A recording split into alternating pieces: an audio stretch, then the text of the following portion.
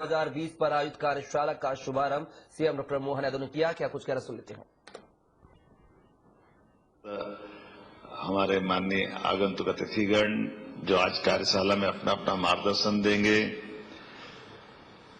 मुझे भी इस बात की प्रसन्नता भी है और ये हमारी सनातन काल की शिक्षा के माध्यम से दुनिया में भारत की पहचान, जब हम अपने वसुदेव कुटुंबकम के उस भाव की तरफ देखते हैं तो अतीत के उस गौरवशाली पृष्ठ में भारत दुनिया में कुलगुरु के नाते से जाना जाता है। और कुलगुरु की जब हम बात कहेंगे तो कुलगुरु का तात्पर्य हम अपने नियंता नहीं है, अधिष्ठाता नहीं है, हमारे जीवन की अच्छाइयों के साथ जोड़ करके जीवन में अंधेरे से प्रकाश की ओर ले जाने वाले मार्ग के माध्यम से हम गुरु की उस महत्ता को नमन करते हैं। और मुझे इस बात की प्रसन्नता है माननीय शिक्षा मंत्री जी, हमारे इसी भाव के आधार पर शिक्षा नीति भी हमने सबसे पहले लागू की और कुलपतियों के नाम बदलकर कुलगुरु करने का भी अभियान हमारे राज्य में प्रारंभ किया है। जब हम अपने उस उदात्त भाव की तरफ ले जाते हैं तो शब्दों की भी अपनी महत्ता है और शब्दों की महत्ता से हम वो सब कुछ जोड़ना चाहते हैं जिसके माध्यम से शिक्षा के आधार पर व्यक्ति के जीवन में बदलाव आएगा। व्यक्ति के जीवन में बदलाव के यद्यपि अतीत के बहुत सारे उदाहरण हमारे सम्मान्य गुरुओं के माध्यम से हर काल में, हर युग में, हर समय जब कभी किसी ने कोई बड़ा परिवर्तन किया है तो उस बड़े परिवर्तन के बदलाव में उसकी शिक्षा, उसके गुरुओं की बड़ी भूमिका है। भगवान राम के जीवन काल में भी हम अगर देखें तो भगवान राम और लक्ष्मण अपने राजमहल में हैं, लेकिन विश्वामित्र अगर आते हैं और विश्वामित्र महाराज दशरथ से अपनी कठिनाइयों में सेना नहीं मांगते हैं, उनको स्वयं को भी नहीं मांगते, वो केवल भगवान राम और लक्ष्मण को मांगते हैं कि आपके राजकुमार दे दो। बगल के जंगल में ये भारी उत्पात राक्षस मारी स्वभाव, ये जो दूसरे का आतंक है, उसमें केवल राम और लक्ष्मण। और ऐसे में भी जब महाराज दशरथ कहते कि मैं राम लक्ष्मण को दूं, मुझे बड़े कठिन भाव से देने की हाँ करूंगा तो मैं सेना दे देता हूं, रथ दे देता हूं, सारथी दे देता हूं। उन्होंने कहा कुछ नहीं चाहिए, केवल आपके 2 बालक दे दो। और 2 बालक को जंगल के यथार्थ से परिचय कराते हुए हम अगर इसका विश्लेषण करें, यद्यपि ये धर्म के आधार पर हमारे सभी धर्माचार्य इसको अपने अच्छे ढंग से बात करेंगे, लेकिन कभी कल्पना करें कि विश्वामित्र जी भगवान राम और लक्ष्मण को अगर महल से मांग करके नहीं ले जाते तो हो सकता है रामायण के लिए और बाकी सारी बातों के लिए, लेकिन भगवान राम और लक्ष्मण ने जब अपने महल से कदम बाहर बढ़ाए तो उनके अंदर कॉन्फिडेंस भी आया, उनकी एक विराटता का आधार पर उनका जो दुनिया ने स्वरूप देखा है तो चुनौतियों से युवा मुकाबला भी करते हैं, मार्ग भी निकालते हैं। और उसी के बाद हमने सबने देखा कि वो तो मारी स्वभाव से जंगल को मुक्त कराने ले गए, लेकिन उससे आगे बढ़ते हुए गुरु और आगे लेकर के जनक नंदनी स्वयंवर जहां हो रहा था वहां तक ले गए। और माता सीता के स्वयंवर की घटना हम सब जानते हैं कि उस दौर में जब दुनिया के सारे महारथी आए हुए थे स्वयंवर में, लेकिन उस स्वयंवर के इतने बड़े आयोजन में भी भगवान राम ने धनुष यज्ञ के माध्यम से न केवल अपने बल पराक्रम पुरुषार्थ का परिचय दिया, बल्कि माता सीता का वर्ण करके वो 2 भुज से चतुर्भुज होकर के एक नए रिकॉर्ड की तरफ बढ़े, नए प्रकार से दुनिया ने उनका परिचय पाया। और ये जो उनका कॉन्फिडेंस बढ़ा बात के परवर्ती काल में, वनवास काल में, वो सारी चीजों से तो तब तो वो महाशक्ति रावण से मुकाबला और उस प्रकार का जीवन अलग दिखा। और ये उनका नहीं, यही शिक्षा की महत्ता भगवान कृष्ण के काल में भी देखते हैं। जब कंस को मारने के बाद शिक्षा की महत्ता के बलबूते पर आचार्य सांदीपनि के आश्रम में आते हैं तो 64 कला, 14 विद्या, सभी वेद पुराण, जिस प्रकार से भगवान का विराट रूप हम महाभारत के उस भीषण युद्ध में देखते हैं, उसमें आचार्य सांदीपनि का तो हमको परिचय होता है कि कोई अपने शिष्य को कहां से कहां ले जाते हैं। और ये उस काल में नहीं, ये आपने सही कहा कि IIT, IIM वगैरह, तो मैं मान के चलता कि 2000 साल पहले भी जब विक्रमादित्य अपने शासन के सूत्र संभालते हैं तो चुनौती से तो मुकाबला हो गया, शकों को तो परास्त कर दिया, लेकिन शकों के परास्त करने के बाद सुशासन की बात जब करते हैं तो कहां से नवरत्न जुटाए। कश्मीर से हमारे बीच में कालिदास आए, वराहमिहिर आए, धन्वंतरी आए, जो जुटा करके हमारी राज्य व्यवस्था में विद्वानों का संकलन, विद्वानों को जोड़ करके शासन के माध्यम से समाज में वो सारे परिवर्तन कैसे लाएंगे। वैसे ही आपने राजा भोज की बात कही, हमारे संजय जी ने, भारत सरकार के अधिकारी, राजा भोज के उस शासनकाल में बनाया हुआ ये जो जल रचना की बात मालवा में हुई, ये बात सही है। ये राजा भोज का बड़ा तालाब भी हमको उसी काल में ले जाता है, जिसके आधार पर आज भी वो तालाब की रचना की पद्धति वर्तमान में बीटेक वाले विद्यार्थियों के लिए और तकनीकी दृष्टि से भी बड़ी महत्ता है कि तालाब पानी ऐसा भरा है कि जो अपने आप में भौगोलिक प्राकृतिक रचना हो और पानी का निस्तारीकरण इतना छोटा सा हो कि लागत कम और पानी ज्यादा स्टोर हो जाए और उसके आधार पर वो तालाब बन जाए। आमतौर पर बड़ा बांध बनाने की परंपरा तो अभी भी मुख्य धारा से बंद कर गई तालाब बनाने की। तो ये प्राचीन गौरवशाली अतीत के उदाहरण भी हमारे सामने है और इसी आधार पर जब हम अपने शिक्षा नीति की तरफ देखते हैं तो यशस्वी प्रधानमंत्री का और माननीय धर्मेंद्र जी का जोरदार अभिनंदन करें, जिन्होंने शिक्षा नीति 2020 लागू करके उसके दायरे भी खोले और शिक्षा नीति जो हमारी भविष्य की चुनौतियों में अपनी सार्थक भूमिका अदा करे। अपने शिक्षित होने के साथ उस परंपरा के आधार पर जिसने 200 साल तक अपने सारे विद्यार्थियों के दायरे बहुत सीमित कर दिए, एक विशेष नंबर का चश्मा लगा करके केवल कागज की डिग्री लेने के लायक शिक्षा नीति बन करके हमारी युवाओं के साथ जो अन्याय काम करने का काम अंग्रेजों ने किया, बाद के भी काल में कांग्रेस ने किया। मैं बड़े जवाबदारी के साथ कहना चाहूंगा कि आज की शिक्षा नीति में वो सारे दायरे खोले जिसके आधार पर भारत दुनिया के अंदर अपनी बौद्धिक क्षमताओं के युवाओं के लिए एक उन्नत आकाश का मार्ग देता है। आओ आगे बढ़ो और सभी प्रकार के क्षेत्र में जो आपकी क्षमता योग्यता है सारे दायरे खोलकर बढ़ाने के लिए प्रेरित करता है। तो हमने अपनी शिक्षा नीति लागू करने के साथ अगर आगे बढ़े तो हमने पीएम एक्सीलेंस कॉलेज 55 खोले, जिसके आधार पर शिक्षा नीति के समेकित रूप से सभी प्रकार के वो सब विषय जोड़ करके जिसमें शिक्षा नीति को लागू करते हुए आगे बढ़ने का संकल्प किया। स्कूल शिक्षा के साथ उच्च शिक्षा में हमने विश्वविद्यालयों के भी लिए आज अपने भले ही ट्राइबल का बेल्ट हो, टंटिया मामा के साथ हमने खरगोन में विश्वविद्यालय दिया। तो 1857 के हमारे अमर योद्धा टंटिया मामा के साथ साथ हमने अपने गुना में भी विश्वविद्यालय खोलने का प्रयास किया।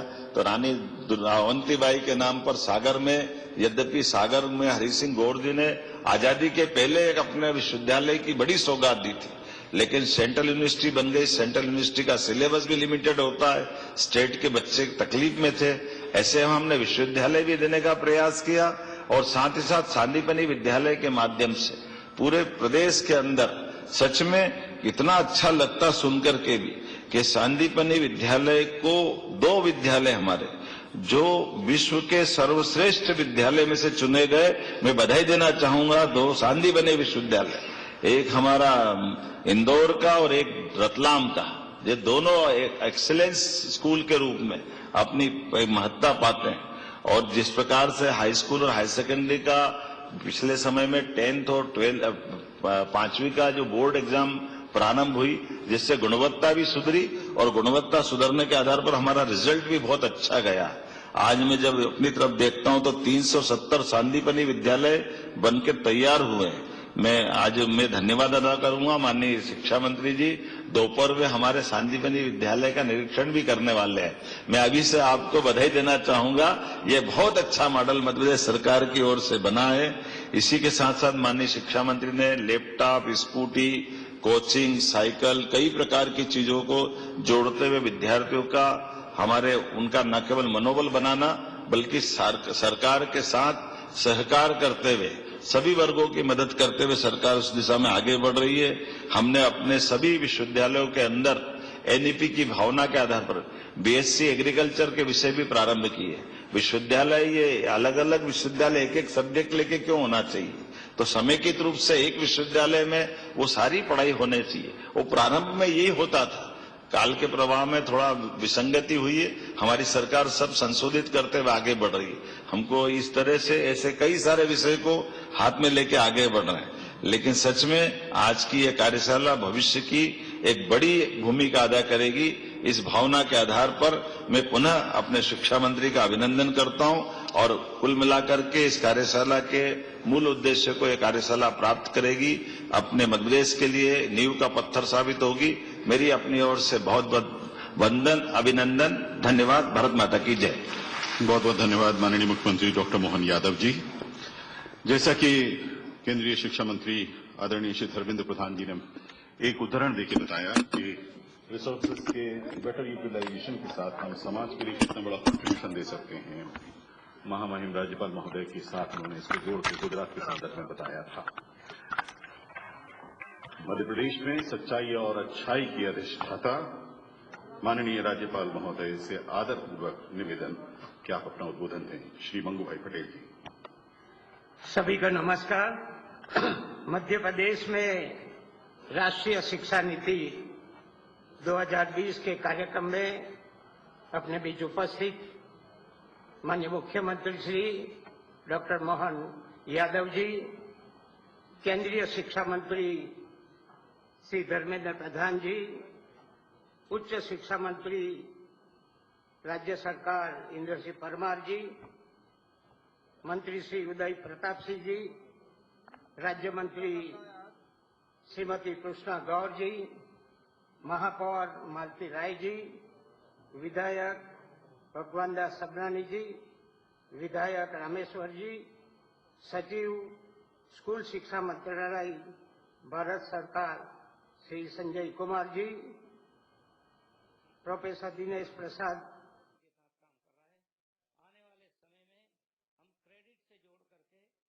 के फ्लाइट्स के कैंसिल होने का सिलसिला जारी है। इंडिगो की 5 से 6 फ्लाइटें फिर से कैंसिल हुई हैं। मुंबई, इंदौर, अहमदाबाद की फ्लाइटें कैंसिल हुई हैं। यात्रियों की बढ़ती जा रही हैं मुसीबतें। कल भी हुई थी कई। मोहन यादव यहां पर पहुंचे हुए हैं। दिनांक 19/11/2025 को भी संयुक्त नक्सल विरोधी अभियान में वीरता पदक से सम्मानित निरीक्षक आशीष शर्मा ने अपने शौर्य का परिचय देते हुए नक्सली दल का अकेले सामना करते हुए साथियों की रक्षा एवं देश के लिए अपने सर्वोच्च बलिदान दिया। यह सरकार और माननीय मुख्यमंत्री जी की दूरगामी केंद्रित दृष्टिकोण एवं प्रशासन के समग्र प्रयास का परिणाम है कि इतने वर्षों के नक्सल से प्रभावित रहने के बाद भी आज नक्सलियों की संख्या में तीव्र गति से घटत हो रही है। माननीय मुख्यमंत्री महोदय, मैं आपको बताना चाहूंगा कि पिछले 3 वर्षों में 2,17,00,000 के 17 इनामी नक्सली पुलिस फोर्सेस के द्वारा न्यूट्रलाइज किए गए हैं। पिछले 2 माह में आज आत्मसमर्पण कर रहे नक्सलियों सहित कुल 2,81,50,000 के इनामी कुल 11 नक्सलियों द्वारा आत्मसमर्पण किया जा रहा है। पहले जहां बालाघाट क्षेत्र में कभी 6 दलम हुआ करते थे, वहां पर आज केवल सिर्फ कुछ चुनिंदा नक्सली बचे हैं और 1 दलम शेष है।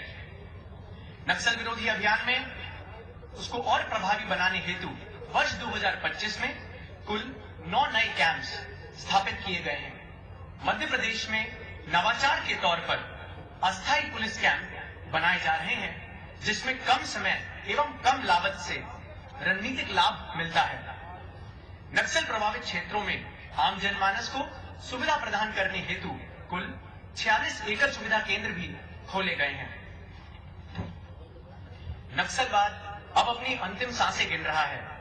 शेष बचे नक्सलियों के विरुद्ध बालाघाट जिले में एवं सीमावर्ती राज्य जिसमें छत्तीसगढ़ एवं महाराष्ट्र हैं के साथ लगातार मिलकर संयुक्त अभियान संचालित किए जा रहे हैं। वह दिन दूर नहीं है जब बालाघाट पूर्ण रूप से नक्सल मुक्त होगा। मैं यहां उपस्थित माननीय पुलिस महानिदेशक महोदय एवं समस्त जनप्रतिनिधियों का भी धन्यवाद ज्ञापित करता हूं, जिन्होंने हर समय हमारे जवानों का और हमारे फोर्सेस का साथ दिया और उत्साहवर्धन किया। मैं यह उपलब्धि हॉक फोर्स, सीआरपीएफ, एसएएफ और जिला बल में पदस्थ उन हजारों जवानों और उनके परिजनों की मेहनत एवं उनके त्याग को समर्पित करता हूं, जिनके खून पसीने से सींची गई जमीन पर आज शांति एवं उम्मीद के पौधे जन्म ले रहे हैं। मैं आपको आश्वस्त करता हूं कि भारत सरकार द्वारा निर्धारित समय सीमा के भीतर बालाघाट जिले में नक्सलवाद का पूरी तरह से सफाया करने के लक्ष्य को हम प्राप्त करने के लिए कटिबद्ध हैं। जय हिंद, जय भारत। बहुत बहुत धन्यवाद सर। नक्सल मुक्त मध्य प्रदेश के साथ नक्सल मुक्त बालाघाट में आपने उद्बोधन दिया आत्मसमर्पण का संक्षिप्त परिचय के साथ, और इसी के साथ नक्सल मुक्त मध्य प्रदेश में माननीय पुलिस महानिदेशक महोदय के मार्गदर्शन में माननीय मुख्यमंत्री जी के इस अदम्य साहस और उनके प्रयासों के साथ हम बढ़ रहे हैं। तो मैं आग्रह कर रहा हूं पुलिस महानिदेशक महोदय DGP sir Shri Kailash Makwana sir कि आप आए और आज भी आकर के हमें उद्बोधन प्रस्तुत करें। आदरणीय मकवाना सर।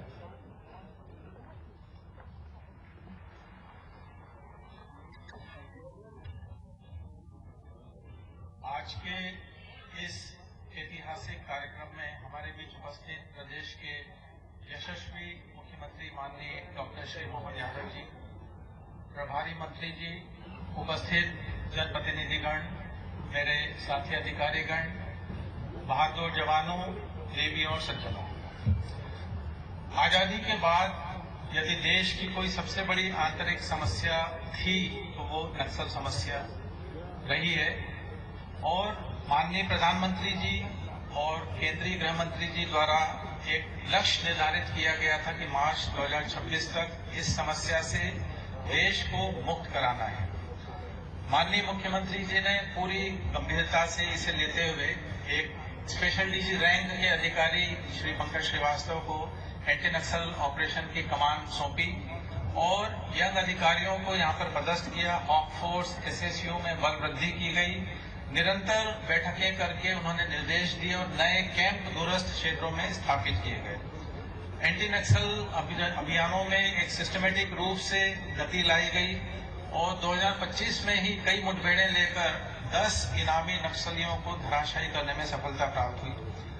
हमारे जो साथी अधिकारीगण हैं, IG Balaghat, IG CRPF, commandant hoc Force, SP Balaghat और सभी उपस्थित हमारे अधिकारी जवान, सभी ने बहुत मेहनत से कार्य किया है और इसी के फलस्वरूप अभी कुछ माह पूर्व माननीय मुख्यमंत्री जी ने 64 पुलिस ऑफिसर्स को मनोबल बढ़ाने के लिए आउट ऑफ टर्न प्रमोशन से भी सुशोभित किया था।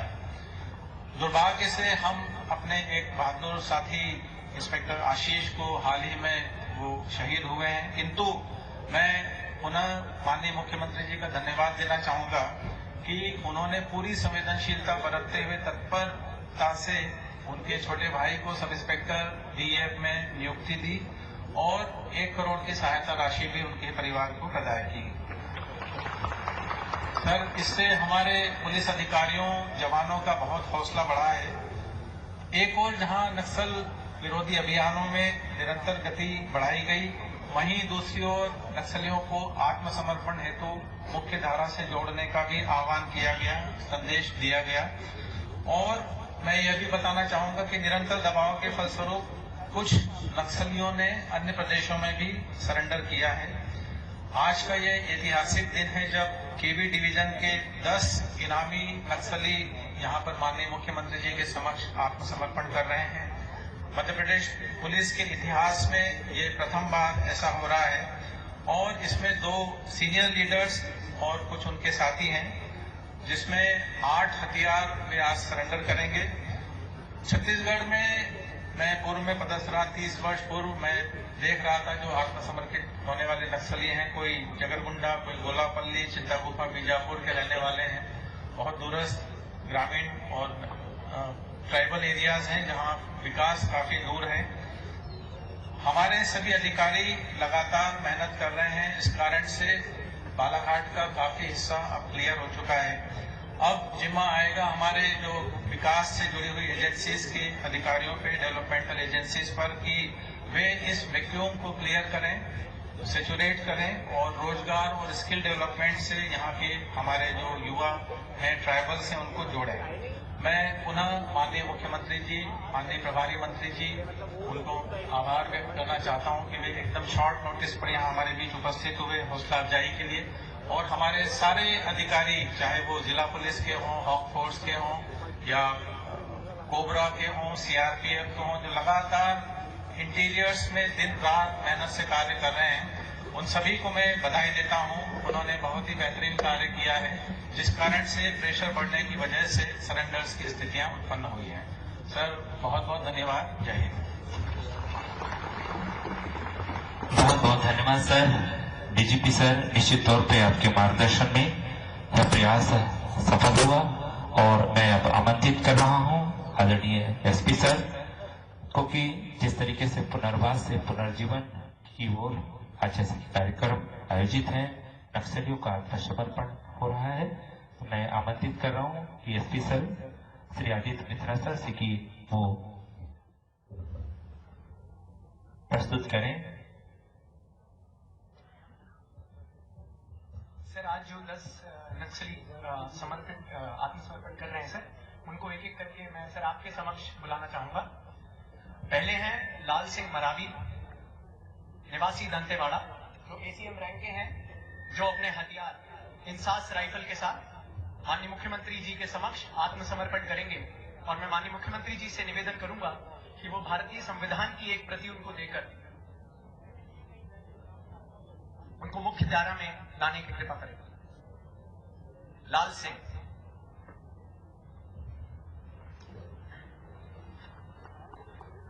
इसके बाद विक्रम उर्फ हिडमा, निवासी जिला सुकमा, एसीएम रैंक के अधिकारी हैं, जो आत्मसमर्पण करेंगे, जिनपे 14 लाख रुपए का इनाम था। मैं मुख्यमंत्री जी से निवेदन करूंगा कि भारत के संविधान की एक प्रति उनको देकर उनका आत्मसमर्पण स्वीकार करें। इसके बाद समर उर्फ समरू, निवासी जिला बीजापुर, जो वर्ष 2011 से नक्सल पार्टी में सम्मिलित हैं।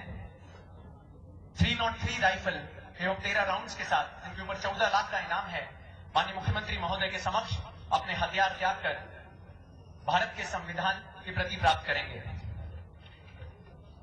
शिल्पा, निवासी जिला बीजापुर, वर्ष 2022 से नक्सल विरोधी अभियान में नक्सलियों के साथ जुड़ी रही हैं, जो कि इंसास राइफल के साथ इंसास राइफल को त्याग कर भारतीय संविधान की प्रति प्राप्त करेंगे। इसके बाद जयशीला, सिंगल शॉट राइफल एवं एम्युनिशंस के साथ, निवासी जिला बीजापुर, अपने हथियार त्याग कर संविधान की प्रति प्राप्त करेंगे। सलीता उर्फ सावित्री, निवासी जिला बीजापुर, वर्ष 2017 से नक्सल पार्टी में सम्मिलित हुई हैं, जो एसएलआर राइफल समर्पित कर भारतीय संविधान की प्रति प्राप्त करेंगे। इसके बाद नवीन उर्फ हिडमा, निवासी जिला सुकमा, वर्ष 2014 से नक्सल पार्टी में सम्मिलित रहे हैं, जो कि सिंगल शॉट राइफल समर्पित कर भारतीय संविधान की प्रति प्राप्त करेंगे। इसके बाद जरीना, वर्ष 2014 से पार्टी में सम्मिलित हैं, एसीएम रैंक की हैं, जो कि हथियार त्याग कर आत्मसमर्पण करेंगे।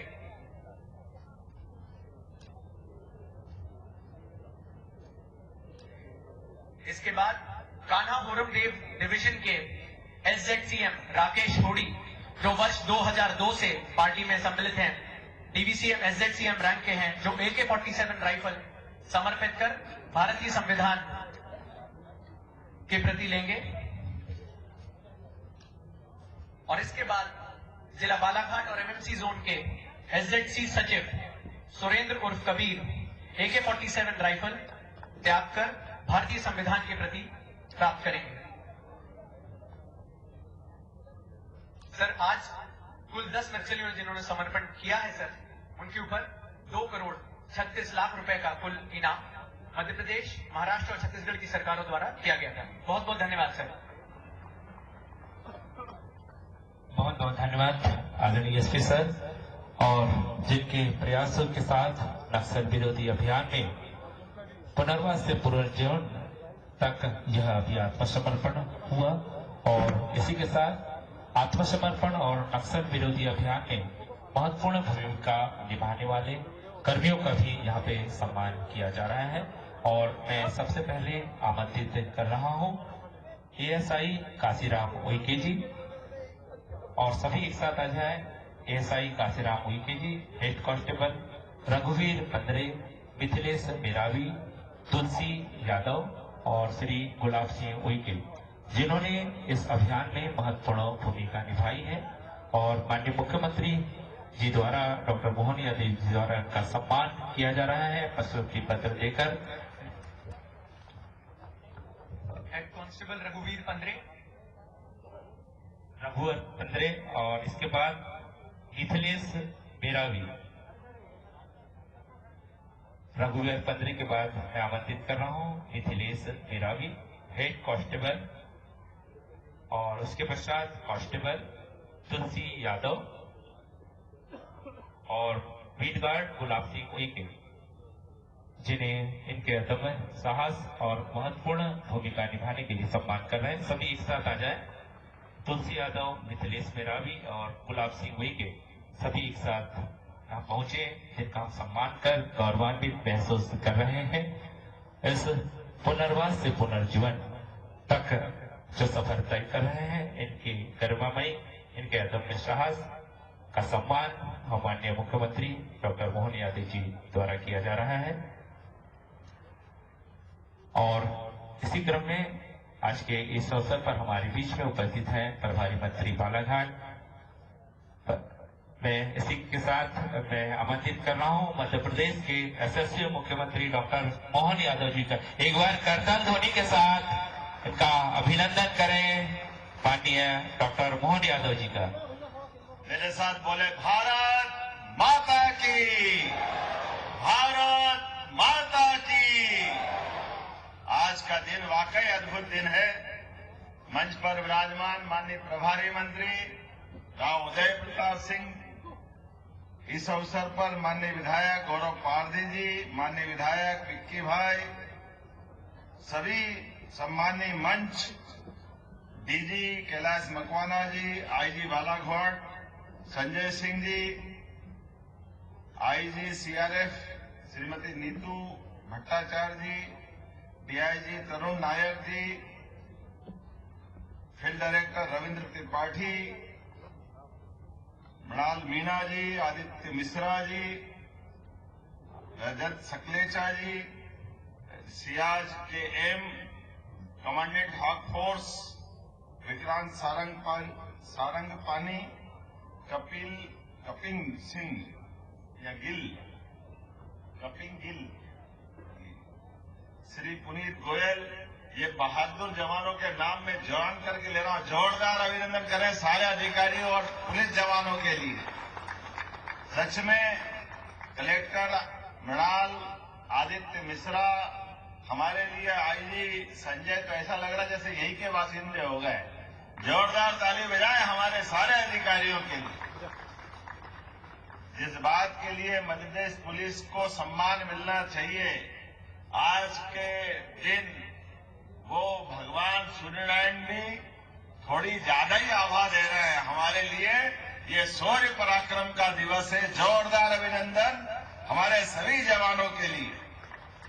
यशस्वी प्रधानमंत्री श्रीमान नरेंद्र मोदी जी और गृह मंत्री जी का भी जोरदार अभिनंदन करें, जिनके नेतृत्व में लाल सलाम को आखिरी सलाम का लगातार चलता बढ़ता अभियान और मुख्य धारा के साथ जुड़ने के लिए पुनर्वास नीति के अंतर्गत यद्यपि हमारे सशस्त्र जवानों ने हमारे सारे प्रयास, हम किसी के साथ कभी भी कोई अन्याय नहीं करना चाहते, लेकिन अगर किसी कारण से हमारे लॉ एंड ऑर्डर में कहीं परेशानी आ रही, कठिनाई आ रही, तो ये बात किसी भी सरकार को बर्दाश्त करना कठिन जाता है। मैं मान के चलता हूं यशस्वी प्रधानमंत्री और गृह मंत्री ने जो मार्च 2026 और अब तो जनवरी 2026 तक की टाइम लिमिट दी है, हमारी पुलिस ने वो काम करके दिखाया जिसमें वाकई वो अभिनंदन के हकदार है। जोरदार अभिनंदन हमारे तीनों तरह के पुलिस फोर्स के लिए। भारत सरकार के समर्थन के साथ छत्तीसगढ़ में रोज ये ऐसे दृश्य आम हैं। हमारे लिए ये नई बात। पहले एक महिला नक्सली सुनीता ने हमारे बीच आकर के इस शांति के पथ पर कदम बढ़ाया था। जोरदार अभिनंदन करें पुलिस के तब के वातावरण के लिए। और उसके बाद ये दलम का एक नया 10 सदस्यीय समूह, जिसके आधार पर हमारे लिए अगर इनके नाम देखें तो ये सुरेंद्र उर्फ कबीर, जिसपे मध्य प्रदेश ने 12 लाख का, छत्तीसगढ़ ने 25 लाख का, महाराष्ट्र ने 25 लाख का इनाम डिक्लेयर किया था। कुल जवाब 62 लाख का इनाम इस पे था। आज इनने सरेंडर किया है। ये संविधान की कॉपी लेकर के हम एक तरह से पुनर्वास की नीति के अंतर्गत शासन की योजना हमारे सारे व्यवस्थाओं के लिए हमारे साथ मिलकर के उस मार्ग को त्याग करके जिससे कठिनाई पैदा होती है, समाज में अव्यवस्था होती है और कानून के रास्ते में जो आएगा सरकार उसका पुनर्बसाहट का पूरा काम करेगी। निश्चित रूप से राकेश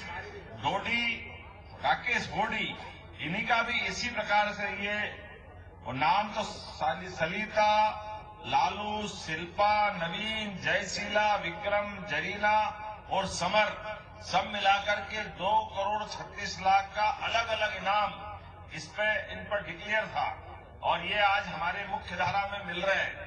मैं माननीय प्रधानमंत्री और माननीय गृह मंत्री की भावना के अनुसार मध्य प्रदेश सरकार के माध्यम से हम जो कर सकते हैं पुनर्वास के लिए उससे आगे बढ़ के करेंगे, ये पक्का है। और हर तरह से जो हमारे साथ हथियार त्याग करके आ रहे हैं उनके लिए चिंता करने का काम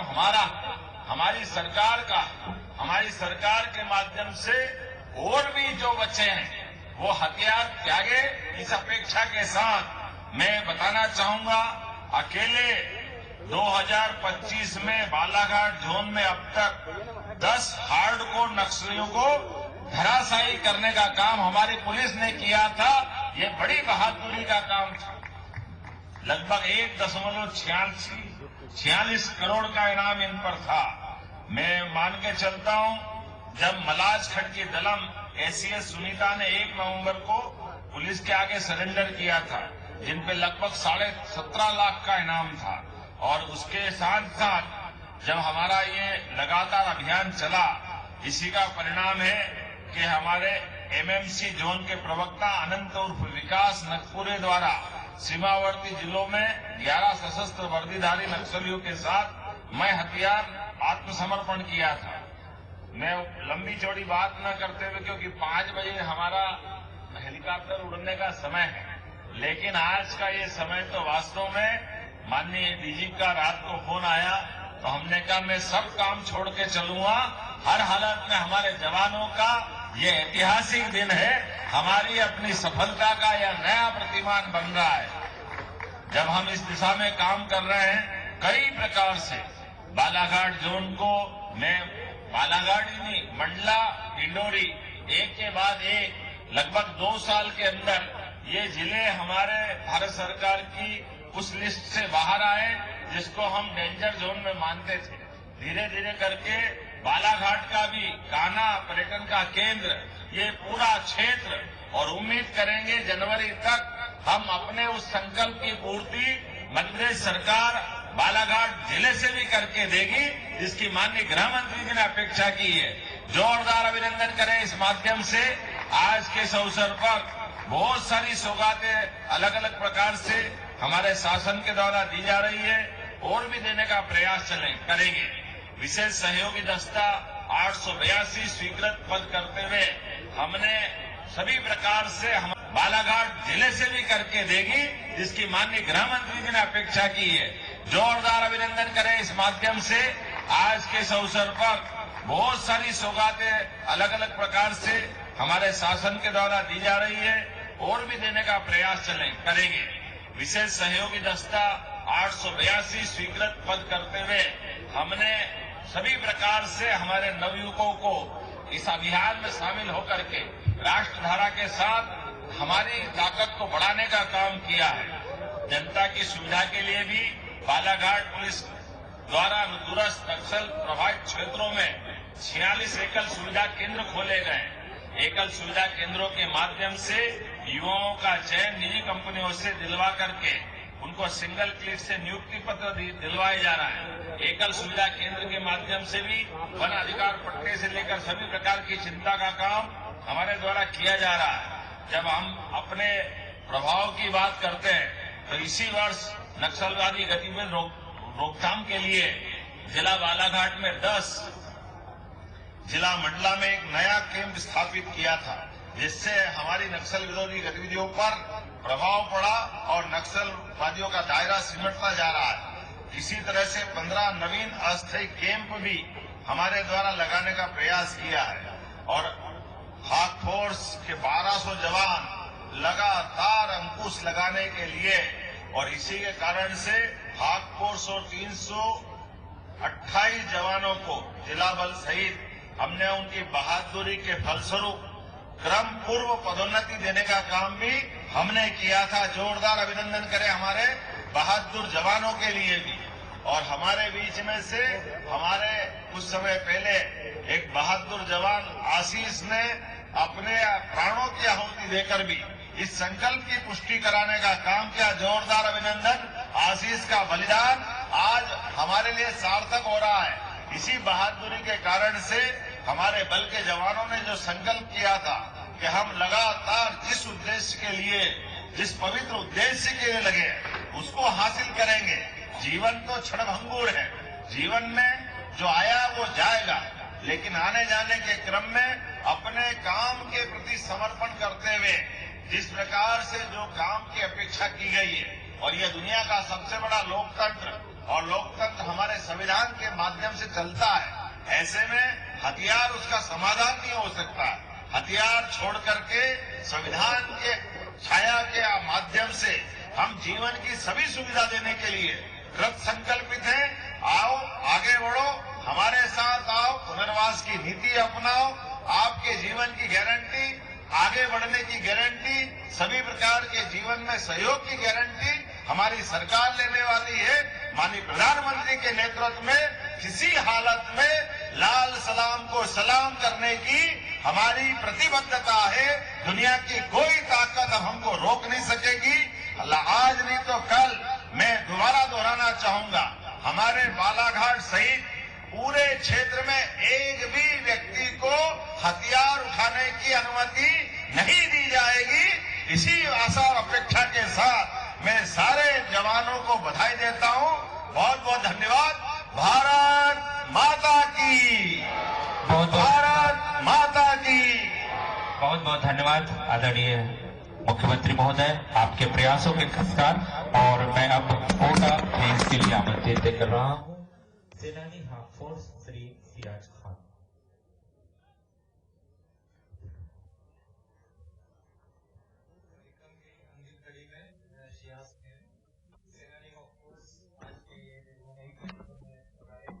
आत्मसमर्पण किया है। पहले भी ये आत्मसमर्पण लगातार जारी और मार्च 2026 तक जो डेडलाइन तय की गई है केंद्र सरकार की तरफ से, उसी के तहत ये काम लगातार चल रहा है। कई नक्सली आत्मसमर्पण कर रहे हैं तो कई बार मुठभेड़ में हम देखते हैं कि नक्सली मारे भी जाते हैं और पुलिस जवान भी शहीद होते हैं, सुरक्षा बल के जवान भी शहीद होते हैं। इससे सबसे अच्छा तरीका यदि नक्सली आत्मसमर्पण करते हैं तो दोनों तरफ से संघर्ष बचता है और ये बहुत जरूरी है, क्योंकि ये भटके हुए आदिवासी हैं जिन्होंने बंदूक के जरिए अपनी बात मनवाने की कोशिश की है।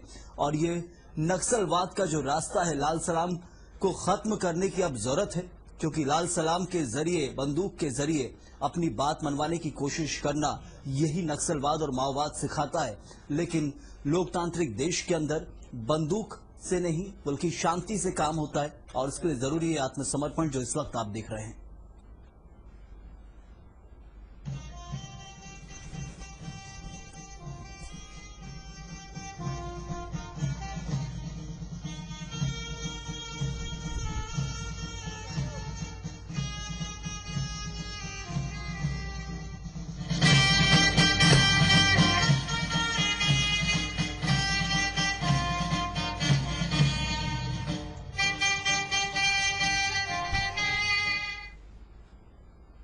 बालाघाट जिले में नक्सलवाद के खिलाफ बड़ी सफलता मिली, जहां एमएमसी जोन के केबी डिवीजन के 10 नक्सलियों ने आत्मसमर्पण कर दिया है। इनमें 77 लाख का इनामी कबीर उर्फ सुरेंद्र भी शामिल है, जिस पर कुल 1,46,00,000 का इनाम घोषित था। कबीर छत्तीसगढ़ के सुकमा जिले का रहने वाला है।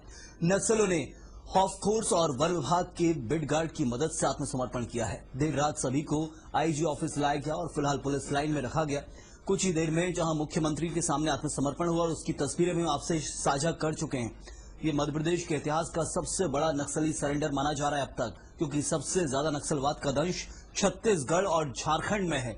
लेकिन मध्य प्रदेश का बालाघाट और आसपास के जो कुछ जिले हैं जहां अंश मात्र का नक्सलवाद है, लेकिन वो भी बड़ा दंश दे जाता है। जब जब वार किया जाता है और संघर्ष होता है तो सुरक्षा बल के जवान तो जाते ही हैं, इसके अलावा कई ग्रामीणों को भी मौत के घाट उतार दिया जाता था। ये अब तक का इतिहास था, लेकिन अंश मात्र का दंश जो अब तक नक्सली दे रहे थे उसको भी यहां से समाप्त कर दिया गया है।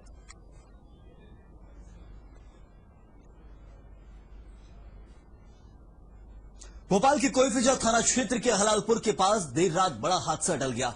बैरागढ़ से भोपाल आ रही बस अचानक डिवाइडर से जा टकराई।